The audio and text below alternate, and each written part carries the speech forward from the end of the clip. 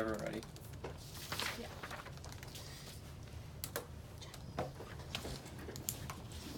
We affirm 1118 of the Weekly Standard reports that the debt is too high. The government's cumulative debt will grow from 78% of GDP this year to 148% in 2038 and to 210% of GDP in 2048. Debt at such high levels would be unprecedented in the nation's history. Higher debt reduces the government's ability to stimulate the economy in three ways. The first is fiscal constraints. We were able to escape from the last recession due to a relatively strong debt-to-GDP ratio. Gillarduccio Ford writes that in 2008, the government had collected revenue from the booming economy. The debt-to-GDP ratio is a low 64%. When the Great Recession hit, the government had room to borrow to finance our fiscal lifesavers, including the ARRA, which helped keep the deep recession from turning into a global depression. Debts make a smaller stimulus. The more money the federal government borrows, the more of its budget has to be spent back paying these loans. That leaves less money for it to spend stimulating the economy. Sean Tully writes in Fortune magazine in 2018 that by 2028, interest payments will absorb more than $1 of $5 of the federal revenue, crippling the government's capacity to bolster the economy. If the U.S. slips into a recession, we'll lack the option of lowering taxes or increasing spending on infrastructure as tools to revive growth. Romer of UC Berkeley quantifies that when countries do not have the adequate fiscal capacity, GDP declines 12.3% following an impulse of 7% in financial distress, but when they do have the space, it declines just 3%. The second is that debt delays stimulus. Henry Aaron of the Brookings Institute reports in 2018 that the budget deficit is projected to surpass $1 trillion in the year 2020. When a recession would occur, deficits would approach or even exceed $2 trillion a year as tax collections fall and spending triggered by rising unemployment. The flood of red ink would cause elected officials to worry and even panic about rising debt. Whether or not such fears would be well-founded, they would be genuine and widespread. Frightened legislators would be loath to enact even well-considered short-term recession-fighting measures out of fears that doing so would push up deficits and the debt even more. This political freakout would mean that a stimulus would be delayed and the recession would be prolonged. Aaron furthers that economic activity in countries free to use monetary and fiscal policy aggressively to fight recessions typically return to pre-recession levels within 3 years. In countries without that capacity to use either monetary or fiscal policy aggressively, GDP remains about 10% below pre-recession levels after 3.5 years. In the U.S. context, the cumulative loss of GDP over 5 years following the onset of a moderately severe recession would be in the range of $6 to $7 trillion. Third is austerity after an initial stimulus. Even if an initial stimulus package were to pass, austerity would likely follow. The Committee for a Responsible Federal Budget reports in 2018 that even if lawmakers would not hesitate to provide stimulus during a downturn, the push to stabilize the debt after the next recession end could slow the subsequent recovery. This dynamic occurred to some extent following the Great Recession. Some lawmakers pushed for immediate spending cuts that were eventually reversed. Sequesters risk another recession. They prevent growth policies and make us more susceptible to other growth risks. Hirsch 13 of the Center for American Progress writes that the effect of the sequester would be to lower the U.S. economic output by $287 billion. To be certain, with sequestration on top of other fiscal contraction draining so much momentum, the U.S. economy would steer clear of all other risks to potential oil and commodity price shocks. The push for fiscal austerity is stalling the U.S. economy, and threatening another recession is only the tip of the iceberg. It is also standing in the way of reviving growth and the foundations for sustainable, broadly shared economic prosperity. In the last recession, our debt-to-GDP ratio, the results were detrimental. The Guardian says that as a result of the 2011 sequester, 750,000 low-income women and children were turned away from nutrition programs. An additional 100,000 people did not get rent insurance. Since our debt situation is far worse now, these results would only be magnified. Thus, we negate or affirm.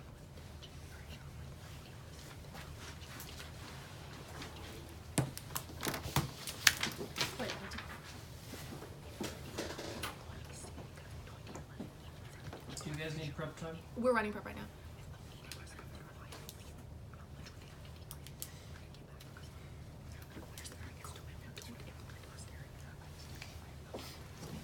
Prep. That's 15 seconds.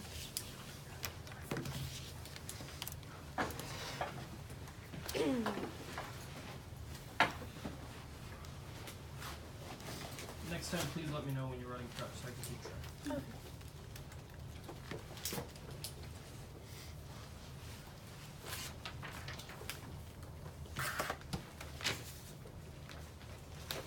everybody ready?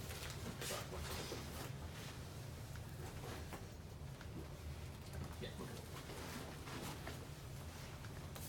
Jackie and I negate resolve. The United States federal government should prioritize reducing the federal debt over promoting economic growth. Contention 1 is foreign aid.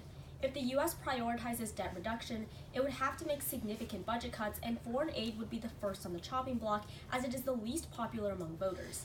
According to the Gallup, foreign aid is the only area out of the 9 measures that a majority of Americans agree should be cut, with 59% favoring cuts.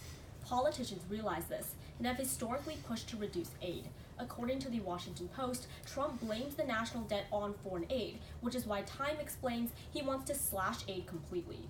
Focusing on debt reduction would further compel politicians to gut aid spending, and by more substantial amounts, which would be catastrophic for the globe. According to work the Global Citizen, 40% of the world's population have been recipients of U.S. food aid over the past 60 years. Over the decades, Feeney of Oxford finds that it has lifted 170 million people out of poverty and continues to lift 10 million out every year. Aid also saves lives directly, as work reports that the 743 million people who were treated with some of the $11.1 billion in donated medicines funded by U.S. aid. Contention 2 is improving infrastructure. McBride from the Council on Foreign Relations writes that in 2017, the nation's infrastructure averaged a D, meaning that conditions are exhibiting significant deterioration with a strong risk of failure, estimating that there is a total infrastructure gap of nearly $1.5 trillion needed by 2025. Infrastructure spending both rebuilds and promotes economic growth. A 2014 University of Maryland study found that infrastructure investments added as much as $3 to GDP growth for every dollar spent, with an even bigger effect during a recession. Fortunately, a negative ballot means that this is likely to increase. Shaper 2018 from NPR explains infrastructure is one of the few issues on which Trump and Democrats might be able to agree. Both sides say they're willing to work together on a plan to rebuild the nation's roads, bridges, transits, and water systems. In fact, Reinhart 2018 quantifies nearly 8 in 10 Republicans and 54% of Democrats agreed with Trump's planned $200 billion increase on federal infrastructure spending. Moreover, even if infrastructure spending does not necessarily increase, an affirmative ballot would cut current infrastructure spending. As Liebenfeld 2017 from the Center on Budget and Policy Priorities writes that in order to lower deficits, Trump's proposed budget cuts infrastructure. Bibuk from the Huffington Post contextualizes in 2018 that the budget included a 28.6% cut to transportation spending from 2017 to 2023. The impact is increasing mobility. Karnani 2011 explains that the best way to alleviate poverty is to increase the income of the poor by providing productive employment. Infrastructure increases employment by providing jobs. McKinsey estimates that increasing U.S. infrastructure spending by 1% of GDP would add 1.5 million jobs to the economy. These jobs, with relatively low barriers of entry, are both high-paying and long-term. Kane 2015 from Brookings writes that infrastructure occupations provide more competitive and equitable wages compared to all jobs nationally, consistently paying up to 30% more to low-income workers over the past decade. Puentis 2014 explains that across all infrastructure occupations, 77% of workers are primarily concerned with operation, which maintain infrastructure assets in the long term, which is why Kane 2015 concludes that infrastructure jobs represent long-term, well-paid opportunities for the 2/3 of U.S. workers who lack four-year college degrees. But even beyond creating jobs, infrastructure also increases access to existing jobs, which is why Whirling 2014 explains that improvements to all types of infrastructure would imply a net gain in real income of $4,400 per household by 2030. Thus, we negate.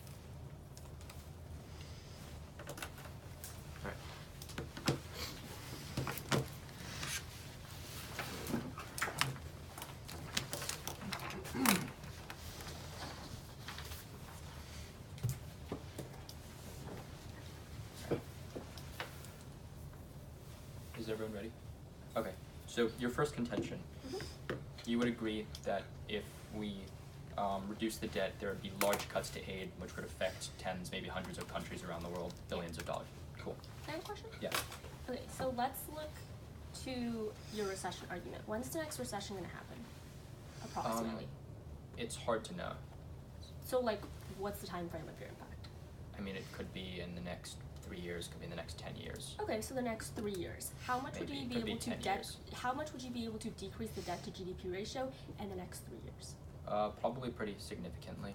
How? By doing things like cutting spending and raising more revenue. How much spending would you have to cut in order to actually decrease the debt to GDP ratio to like appropriate levels? There is no magic number. It's just the more money that we have in the bank, the more likely we are to be able to spend our way out of recessions, the more likely we are that politicians are able Wait, let's look to to, like, fund programs. And also 2008. so 3 years is also like the lower end of the spectrum, like it could be far later. Look, no one really knows when the next recession is going to happen, which is why our argument is that you need to start prioritizing reducing the debt now so that we have the best chance Okay, of getting sure. out of it But when it let's does. look to like 2008. Sure. Would you say it was like easy or hard to pass a stimulus package in 2008?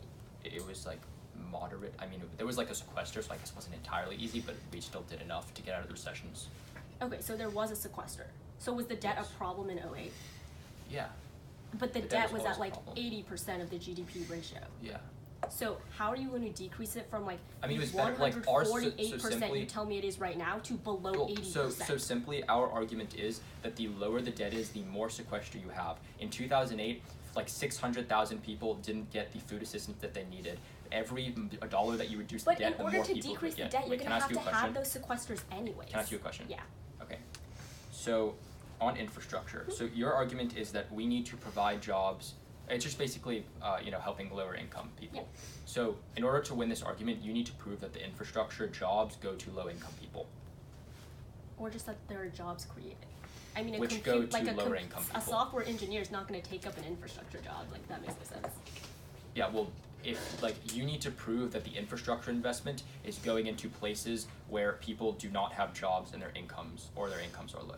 Wait, I think like whoever's taking those jobs, that's still helping them. Well, no, because so it's let's still say giving that, like, them higher paying well, jobs. Like no. if it was Well, going no, to no, so lower if- their pay grade, they wouldn't take Well, it. so if the jobs, for example, were going to someone who's already making like money, or like who's already making a fair salary, Okay, see, and they that take doesn't that make job. sense. If I'm a software engineer and all of a sudden an infrastructure job Well, opens no, up, like I'm a going to somewhere. take Well, it. no, like for example, from another infrastructure project.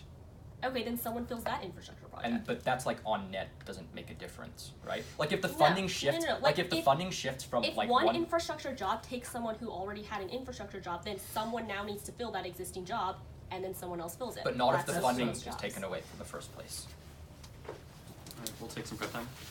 Starting now.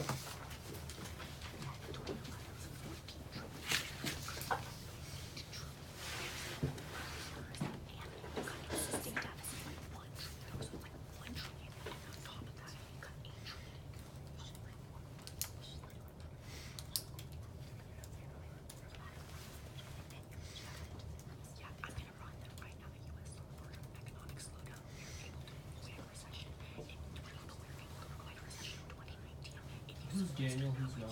I'm Daniel. Oh, I'm sorry. It's okay.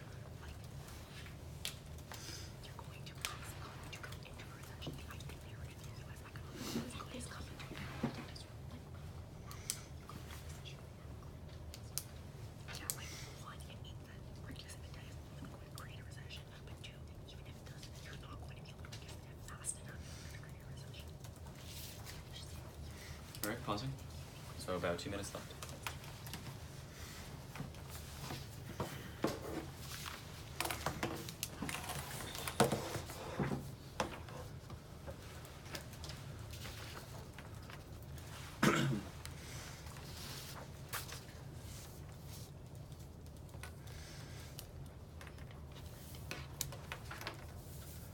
Alright, is everyone ready?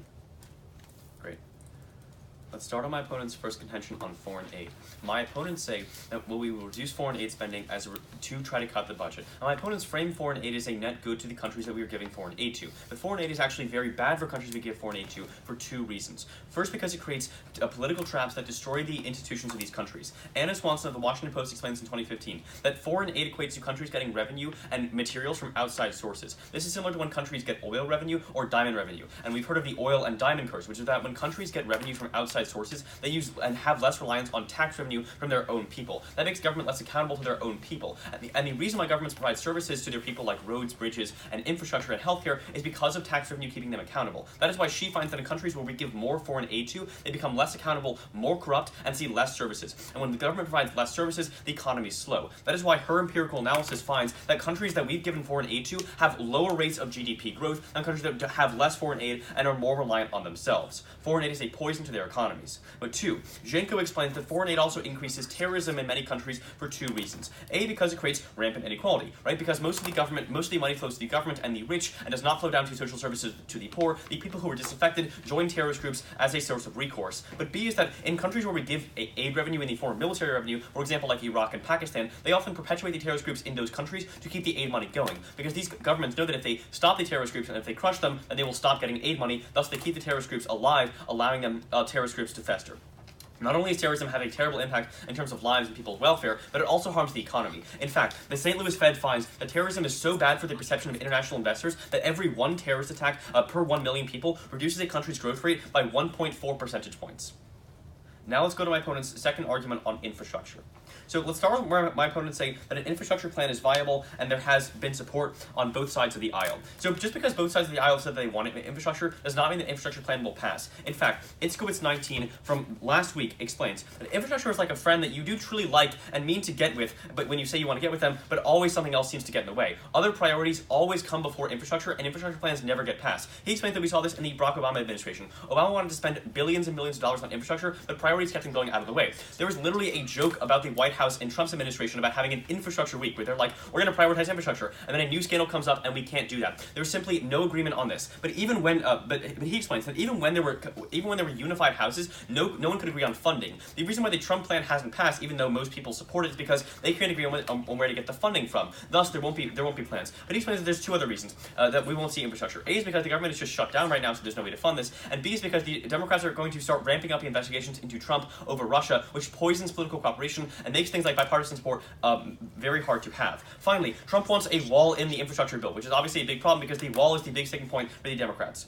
But two, even if there is political support, the pro team controls the link into this argument. The reason why is because as the debt gets higher, we have to spend more and more of our money paying down the debt, which leaves less money for things like infrastructure. In fact, Schwartz 18 of the New York Times explains that the heavy burden of interest payments makes it harder for the government to repair aging infrastructure and take on other big projects. So, by reducing the debt, you actually enable more infrastructure in the long term. This actually takes out their 1117 evidence, where they say that Trump wants to cut infrastructure, so thus if we cut debt, we would cut infrastructure. That may be true in the short term, but in the long term, because we're lowering the debt, we have more room in the budget to increase spending on infrastructure. But let's go to their impacts, where they say that infrastructure is good. So the first problem with this is that the Trump plan, as Noah points out, is bad for poor Americans, because Trump, according to Kevin Howe, only wants to build new infrastructure in already gentrified areas, meaning it only goes to the wealthy. But two, DeRugi explains that actually infrastructure does not create short-term jobs. The reason why is because people don't have the training to do things like build highways and bridges. So you have to, often what you do is you can't hire new people, you have to shift people from existing jobs. Thus there's no short-term job creation. That is why, according to Will 18, even in the Great Depression, unemployment never dropped below 14%, even when there was massive infrastructure spending. But three, in the long term, infrastructure also doesn't help because infrastructure is often wasteful and goes towards projects that help rich people. For example, in New York City, the subways have not been repaired, but they keep on opening new subway stations because those help rich areas. Thank you, and please affirm. We'll take running preparation right now.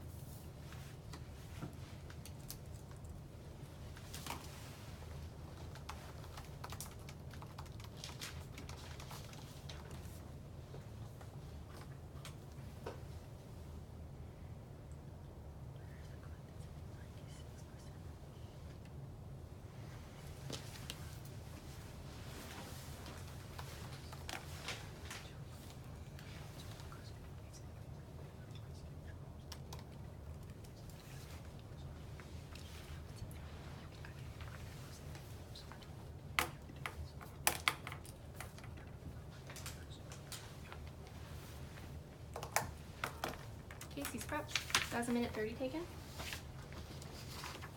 Okay.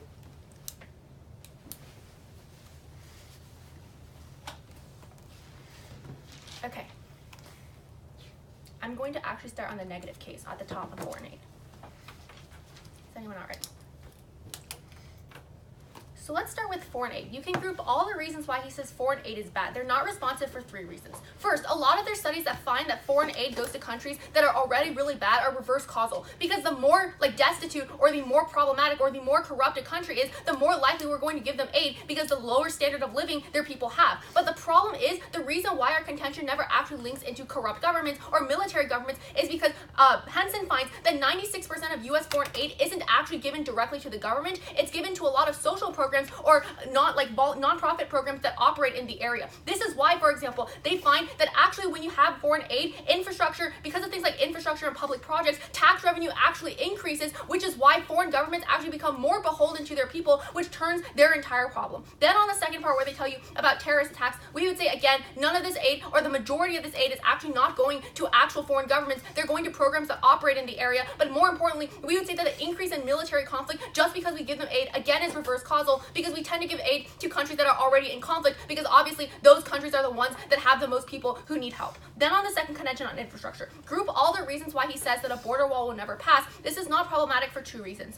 First, Mintz explains that a lot of the reasons they tell you are just rhetoric by politicians, especially things like border wall or tying infrastructure bills to climate change. Mintz finds that these are just all political grandstanding that are likely to be compromised. But second of all, they say that in a unified House and Senate, you couldn't pass infrastructure, so why couldn't we pass it now? We say it's actually more likely to be passed when you have the Democrats controlling the House and the Republicans controlling the Senate, because this is one of the only issues that the 2 parties actually agree on. In times when Republicans controlled both the House and the Senate, they could focus on other priorities that they thought were more important than infrastructure, like tax cuts, because the likelihood that tax cuts were passed is increasing. However, when you have 2 parties that control 2 different segments of Congress, they have to zone in on issues that they agree with. One of those issues is infrastructure, which is why Forbes finds that infrastructure spending is actually more likely to pass with divided houses. Then he says that, well, we have to increase interest payments. I'm going to address this when I get to his case, but also we can just borrow money to pay back interest payments. But second of all, he says we have to reduce debt to increase infrastructure spending. We would say that the point where the debt is right now 22 trillion and they have to reduce not only the deficit but the debt, which means 1 trillion plus cuts of spending. There's no time frame on when it will be suddenly really good for us to start ramping up infrastructure spending now. McBride specifically tells you that because our infrastructure is so bad, we need to increase infrastructure spending now. We can't wait 8 years down the road. More problematically, if we wait 8 years down the road, Henson continues that infrastructure spending becomes more costly because more projects are breaking down. So if we wait, it just becomes worse, and you're going to increase the debt even more if you wait to spend on infrastructure spending. Then he says that a lot of the spending is going to be in wealthy areas, but realize that a bipartisan bill probably would never actually increase spending in wealthy areas. Second, he says that actually we're going, the workers don't have training, but a lot of infrastructure legislation, or at least the ones that have bipartisan support, include training. Then let's go to the affirmative contention. Start with an overview. First, realize that it's not the debt number that matters, it's the debt to GDP ratio. That's why University of Michigan finds that for every $1 you put into infrastructure, you get $3 worth of GDP growth. The debt to GDP ratio is more important because that's what actually determines whether or not you can pay back your debt. But second of all, you realize that they have to reduce the debt, not the deficit. That means each year they have to cut $1 trillion plus worth of spending. This is problematic for 2 reasons. First, because Fortune explains that the U.S. is headed toward an economic slowdown in 2019, meaning that their theory of economic expansion no longer holds up, meaning that sequestration and all the things that they talk about probably would accelerate the recession. But second of all, we would say that they can't cut spending fast enough to reach their brinks as to when we can start spending stimulus packages before the next recession, insofar as they say the next recession occurs in the next 3 years. But a couple of reasons why the U.S. can probably just continue borrowing to keep its interest payments, especially in times of recession. First, realize that people will always buy U.S. bonds because they're comparatively the best investment. Second, because world trade is conducted in U.S. dollars, there's a huge dollar reserve that the U.S. can tap into. But third, the Federal Reserve buys bonds during recession, which increases the money supply. If anything, you can turn all of their contentions, because we would say that if you increase economic growth, the Federal Reserve increases interest rates, giving them more room to cut during a recession. This is better because the Federal Reserve is apolitical and also doesn't have the lagging effect, so we would say it's a better way to combat a recession. We're going to take for them. Starting now.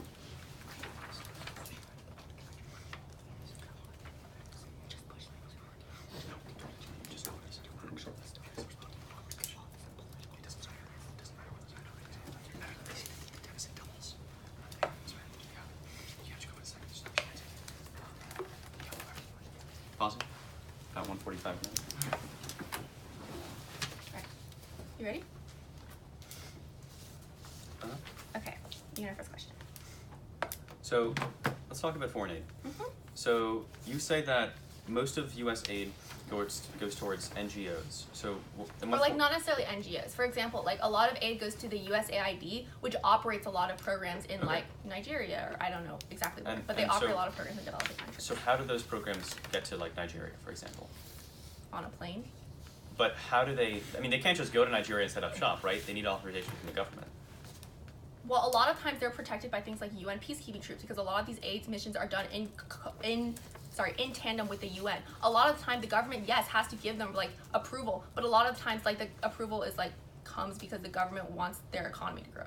Yeah, the government wants the USAID to provide the services that it provides, right? Such as food aid and giving money to people, the problem here is that the analysis that we make is that in the long run, these public projects increase tax revenue, which is why Henson finds in the long run, tax revenue goes up and foreign governments become less corrupt. Can I have a question? Wait, just to stay on this one more second. Okay, so the USAID and other agencies provide services to these people, right? And because they're providing services and the government is wanting them to provide services, that gives the government slack to not provide their own services, But right? again, this ignores the analysis that Henson makes, which is why she finds that corruption decreases in these countries. Because when you create these public projects, you increase the amount of income that these people have, increasing the tax revenue that these people give to the government, which means the government becomes more beholden to these taxpayers. But that is only short term. Giving it's sort of like No, it's long run. no, it's sort of like the analogy like teach a man to fish, you'll give him the fish like for one day, like teach sort of like that whole idea, right? Is that is that giving people stuff is not the same thing as the government sort of institutionally working to provide people services. So even if the USAID gives people food and money, it is much better for the country's growth if the government itself gives it. But we're saying the government isn't. Like you can't rely on governments in places like Nigeria to help their people. Like the idea that you can rely on a corrupt government to do that is like no, our argument is that it entrenches corruption. But yeah, okay, can I have a question? Okay, so in 2008, how many Republicans voted for the stimulus package? For the stimulus package? Very few. How many?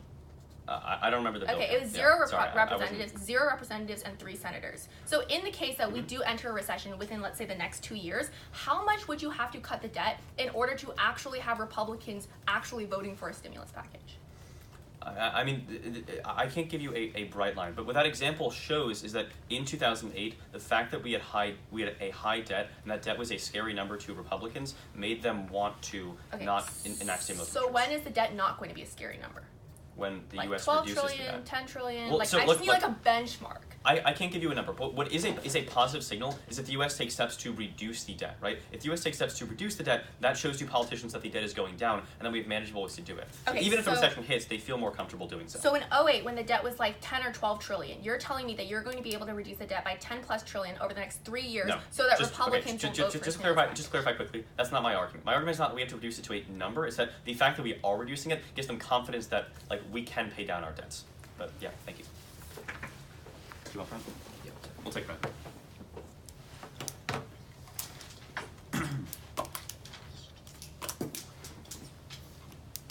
Sorry, can we see the evidence that all the aid doesn't go to governments? Yeah. So here's the deal. I'm gonna stop prep while you find it. You can read it. Neither of you can do any work, and we're just not gonna use prep time for that. Okay. I don't believe in using prep time to read other people's evidence. Yeah, that's good. Okay. It's only 4%. Only 4.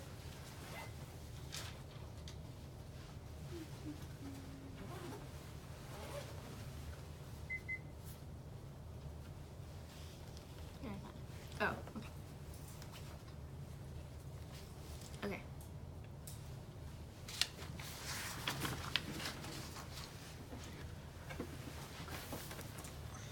Thank you. Oh, right, we're not. Yeah, no, you can just read it. I'm not starting prep time while you read it, Oh, and then okay. I'll start it after you finish reading. Okay.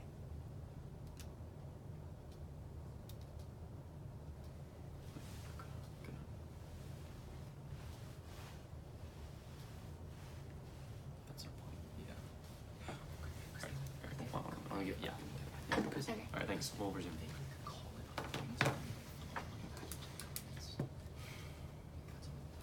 Yeah, but no, you should say excellence is that it used to assist government programs. That is our point. It assists government programs and replaces it. And that is why it's sort of like we should.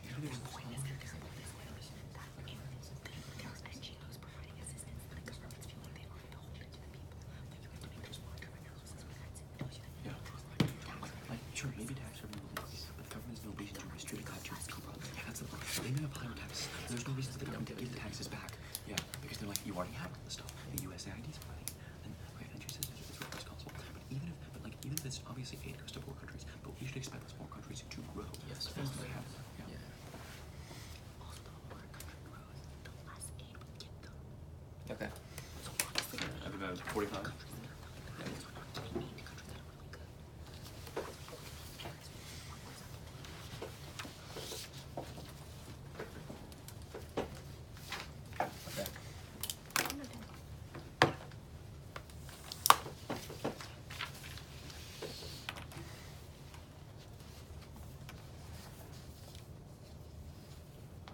So I'm going to start on my case. Alright. Start off on the top of our case. Remember that the debt is incredibly high right now, 148% of GDP, and it's only getting worse in the future. The reason that you need to reduce the debt right now is because of our second link, which indicates that if we hit into a recession, there's going to be no political will to fund a stimulus package. Remember our errant evidence, which indicates that the deficit will climb from $1 to $2 trillion. Politicians will be so scared that they will not fund a stimulus, even if we theoretically could. Let's look at their responses. The first is that infrastructure means that we have more growth. Unless you reduce the debt, you cannot have any growth. And remember Daniel's response on their case, which is that interest payments are going up so much right now that in the future those will trade off with infrastructure projects. They don't tell you how much more infrastructure means how much more growth, but we tell you that eventually interest payments are $1 in $5 of the federal budget and climbing faster than anything else. Then they say that cuts that will make huge cuts and they won't happen fast enough. There are two responses. The first is that ours is not about the amount of money that we have, it's purely about the perception of politicians. Remember what Daniel says is that if politicians think that we are better dealing with the debt crisis, they are more likely to fund a package. But B, even if it happens in a few years, the less debt we have, the more likely they are to fund a package. Then all of their responses at the bottom don't apply. They're all about our ability to fund, or about fiscal capacity. Our argument is not about fiscal capacity, it's about the perception of politicians, whether we can borrow or not. In 2008, if my opponent's argument was true, we would have funded a bigger fiscal stimulus package because by their logic it could have happened economically, but there was a smaller package because politicians were worried about debt. With that, let's go into their case. You can vote for us first on their aid argument. Remember that aid is bad because when foreign governments get aid, they get an external source of revenue. And as a result, they no longer have to rely on their people for taxes, and they can just use that to get money. My opponents say, and that is why empirically countries with more aid have less growth. My opponents say that this is reverse causal and that the money doesn't go to governments. Their evidence, the next sentence says that even if it goes to the people, those are actually government programs. That is precisely our point. The money never gets redistributed to the people. Finally, on infrastructure at the bottom, remember the bill won't pass. They just say all of this stuff about Republicans and Democrats arguing is rhetoric. It's not. The government is shut down. That is clear action showing that nothing is happening. Alright, we'll take learning prep time. You have 15 seconds. Oh, we have 3 minutes of prep time at this tournament. Oh, Yeah. wow. Okay, well. Yeah, so it's under 15. Yeah.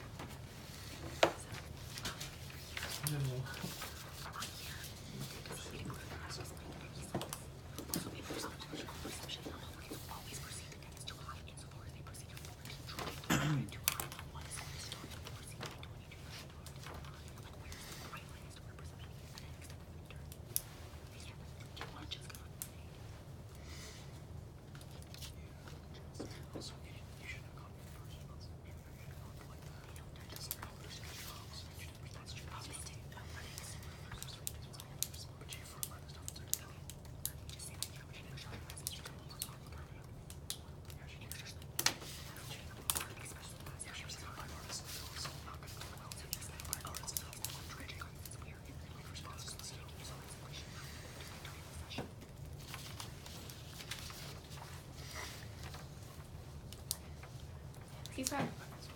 We have 17 seconds remaining.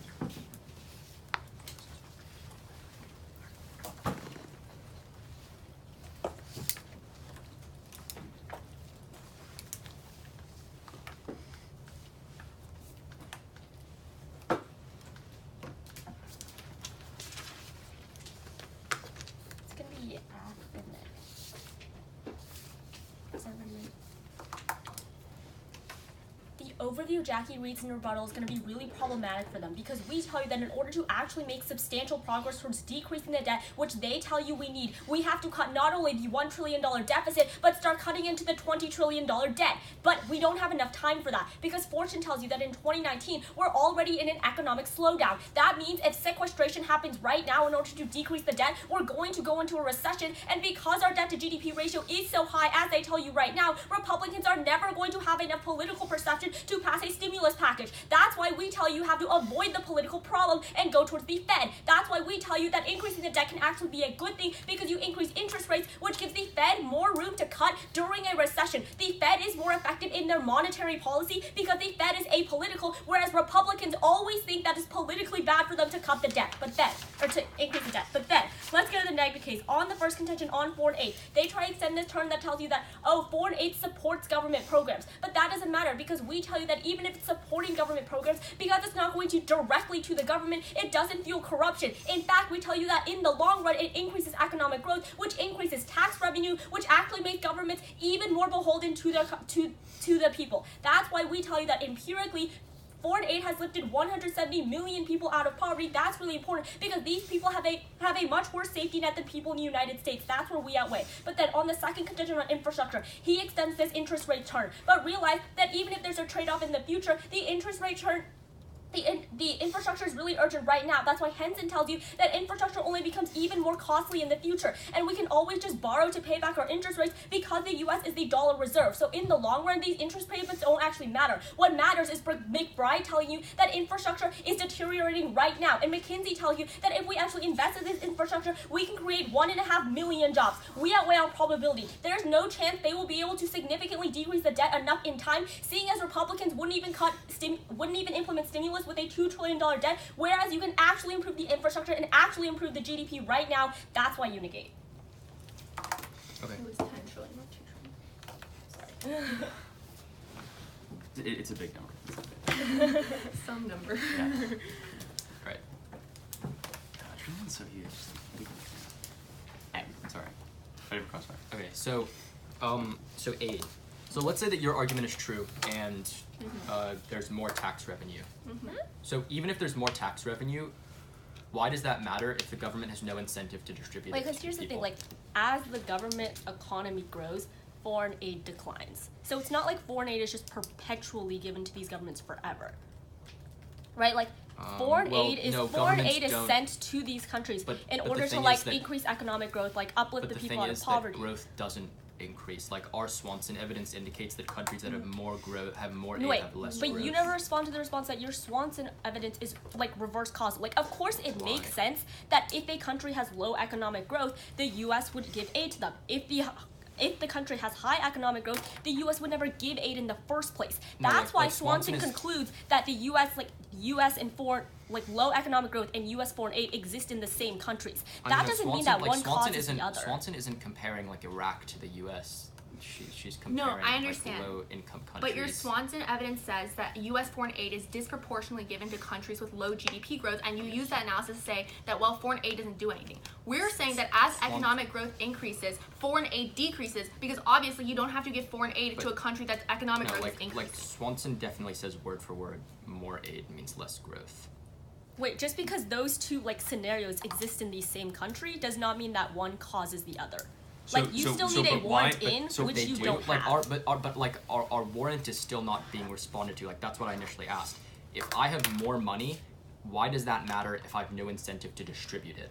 Because you don't have the foreign aid who are giving these people services anymore, and all of your money is coming from tax revenue, which means you actually have to start listening to people, or else you won't have any tax revenue to do whatever you want to do. But then that is still contingent upon growth being, growth going up.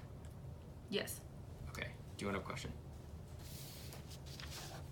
Yeah, sure. So when you say political perception, at what point do Republicans feel that, okay, our political perception's fine, we can increase it? Yeah, look, we obviously can't give you an exact number that at $10 trillion. But I just want to know, if I cut spending by $10 and work my way towards decreasing the deficit, is it enough? So I would say that implementing any debt reduction program would bring a lot of political support. So, like, this is the front line that wasn't responded to, that it would bring a lot of political support insofar as there has not been any attempts to reduce the debt in more than 20 years. So even if from a nominal perspective we don't reduce the debt that much. Cuts in 2011.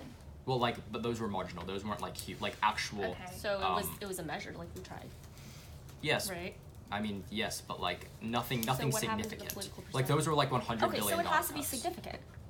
Yes, So that's how what we were saying. significant? That's what we were saying when you affirm that there's like Yeah, so it's not debt linear. reduction So like, plans. where is the brink as to when we start doing things? I mean, like again, stimulus? look, like I can like pull out debt reduction proposals that reduce the debt by, like if like your like so your argument is that with infrastructure there'd be bipartisan bills. Like there are also bipartisan bills like Domenichini, Rivlin, or Simpson-Bowles, which would reduce the debt by trillions of dollars. Like those are pretty significant. Alright, we'll take our remaining part.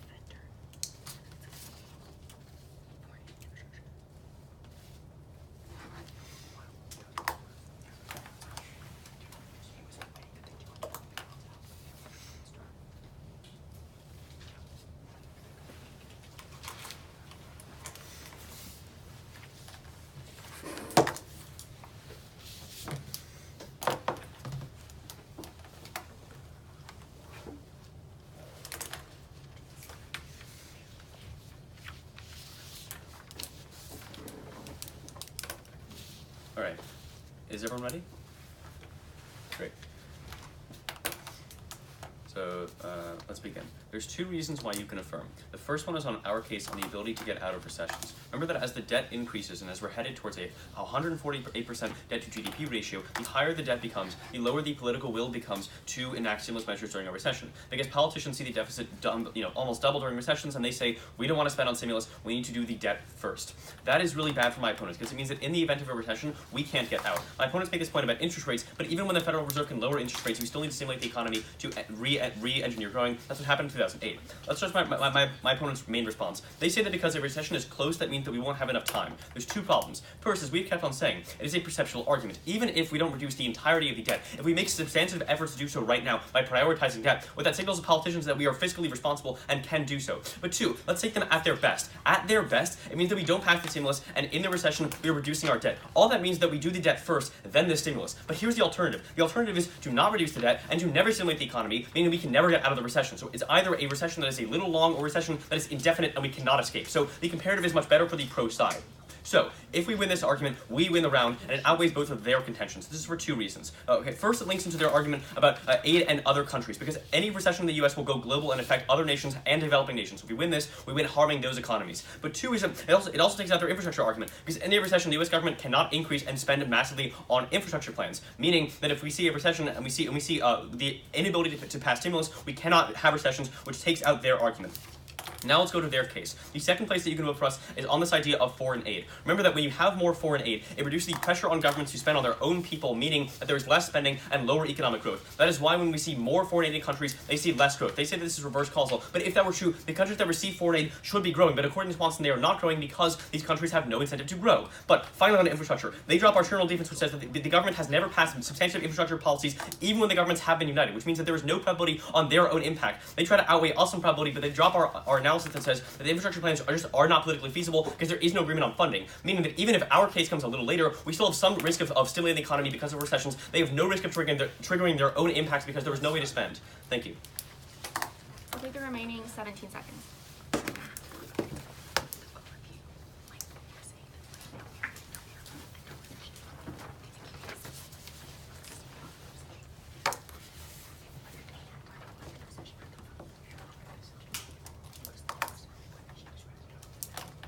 Stop.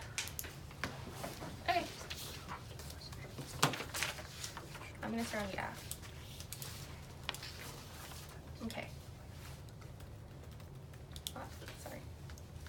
The biggest reason why you pull the trigger for the negative is the fortune evidence that is incredibly mishandled in Final Focus. We say that the U.S. is about to enter an economic slowdown in 2019. What this means is if you start cutting spending right now, you're going to hasten this recession and cause the U.S. to fall into the recession much more quickly than anticipated. This means two things. One, it means that if we spend on economic growth, we can stave off the recession and increase our GDP growth so that the debt to GDP ratio doesn't actually matter. But two, it means that if a recession is going to happen in the next 3 years, like they concede in Crossfire, there is no way we can cut spending so much. Keep in mind, they're reducing the debt. So not only do they have to cut spending by $1 trillion to just make the deficit zero, they also have to cut the debt by a substantial amount in order to pass stimulus. They haven't given us a single brink throughout the entire round as to how small our debt has to be in order to cut spending. They say we have to make substantial efforts to prioritize the debt. The problem is, if you're not cutting a lot, then you're not making substantial efforts to prioritize the debt. And insofar as the recession is so soon, you're not going to be able to prioritize the debt. That's why we say that the better way to stop a recession is through the Federal Reserve.